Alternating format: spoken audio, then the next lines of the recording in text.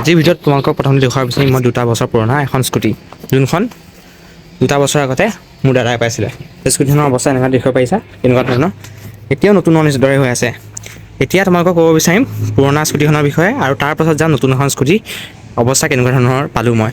এতিয়া চোৱা, পুৰণা স্কুটিখনত যেতিয়া তোমালোকে অৱস্থা দেখিবা, এতিয়া অৱস্থাটো এনেকুৱা ধৰণৰ। মই এতিয়া ক'ব বিচাৰিম যেতিয়া ডিলাৰলৈ তোমালোকে যাবা ল'বলৈ, স্কুটিখনত লওঁতে 2টা কথা বহুত ভালদৰে চাবা। সেইটো আছে গাৰ্ড দেখিছা চবেই ইয়াত। গাৰ্ডটো লগাওঁতে তোমালোকে পে' কৰিব লাগিব এইবাৰ 4000 ৰুপিজ। আমি পে' কৰিছোঁ 4000 ৰুপিজ, সেইকাৰণে কৰি দিছোঁ আগতীয়াকৈ। আৰু লগতে আৰু এটা মনত ৰাখিবলগীয়া বস্তু হৈছে এইটো নাম্বাৰ প্লেটখন লগাওঁতে তোমালোকক ল'ব চাগে 300 ৰুপিজ। মই বেলেগ ডিষ্ট্ৰিক্টৰ কথা গম নাপাম, কিন্তু আমাৰ গোলাঘাট ডিষ্ট্ৰিক্টত হৈছে 300 ৰুপিজ। লগতে তোমালোকে চাব লাগিব যে যিহেতু স্কুটিখন তোমালোকে কষ্ট কৰি পাইছা যদিও কোনো মূল্য দিবলগীয়া হোৱা নাই এক্সট্ৰাকৈ, সেইবাবে তোমালোকে অকণমান খৰচা কৰিবা। চিট কভাৰ ভাল চালে লগাবা, আৰু এই ভৰি থ'বলৈ মেটখন ভাল এখন মেট লগাবা। তাৰোপৰি আটাইতকৈ গুৰুত্বপূৰ্ণ হৈছে যে যেতিয়া এখন স্কুটি বা ভেহিকেলখন লোৱা হয়, ছেফটিটো হৈছে মেইন প্ৰায়ৰিটি। বাইক বা স্কুটিৰ বাবে মেইনলি এটা ভাল হেলমেট ল'বা। হেলমেটটো ISI DOT থাকিব লাগিব, আৰু মেইনলি EC 22.6 বা 20.5 থকা এটা ভাল হেলমেট ল'বা। এক্সৰ আছে, তাৰপিছত ষ্টাৰ্ছ আছে, এনেকুৱা ধৰণৰ হেলমেট বেলেগ আছে, এনেকুৱা ল'ব পাৰা তোমালোকে।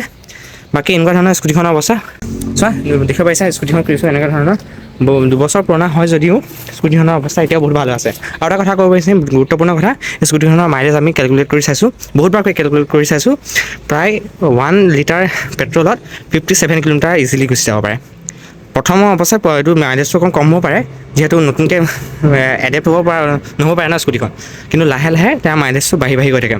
সেইবাবে তোমালোকে ভালদৰে মেইনটেইন কৰি ৰাখিবা স্কুটিখন, আৰু তোমালোকে বহুত ভালদৰে পে' বেক কৰিব দেই। আৰু ইয়াত ধৰণৰ এনেকুৱা আমি অকণ মডিফিকেশ্যন কৰিছোঁ, এনেকুৱা ধৰণৰ ইয়াত হেণ্ডেলৰ গ্ৰিপৰ কাৰণে নতুন লগাব পাৰা।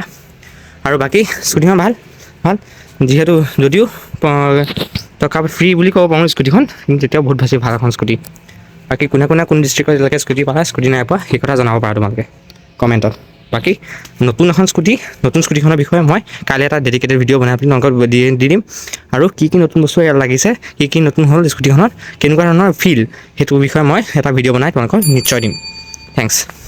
ছাবস্ক্ৰাইব এটা কৰি দিব পাৰিলে।